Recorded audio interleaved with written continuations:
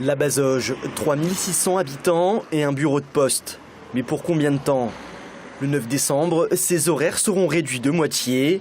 La commune s'y oppose, mais si elle campe sur ses positions, ce sera à elle de prendre en charge le service. Elle deviendrait alors une agence postale communale. Aucune négociation n'est possible. On a tout de suite compris qu'à la fin de notre entretien, on vous donne, tiens, voilà, réfléchissez et regardez si vous pouvez pas faire une agence communale. C'était leur solution facile. Vous voulez maintenir les horaires? Ben voilà, prenez-la en tant qu'agence communale, c'est tout. Pour eux, c'est vraiment un objectif de se décharger de cette fonction. Actuellement en Sarthe, 52% des établissements postaux sont des agences postales communales. Et le scénario est à chaque fois similaire à celui de la Bazoge, comme ici, à Prulé-le-Chétif.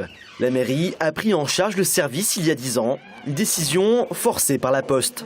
Que la Poste nous sollicitait depuis un certain temps pour passer justement en agence postale communale et nous reculions toujours parce qu'on savait très bien qu'il y aurait des frais supplémentaires pour la commune et à un moment la Poste ne nous a pas donné le choix, c'est-à-dire qu'il a fallu passer en agence postale communale ou il cherchait un autre moyen pour assurer l'agence postale. Pour assurer le service, la Poste finance le salaire d'un employé. Mais la gestion du personnel est à la charge de la mairie, ainsi que les frais de fonctionnement et les éventuels travaux d'aménagement. Et si l'agent tombe malade ou part en vacances, c'est à la municipalité d'assurer son remplacement. Une solution pratique pour la Poste.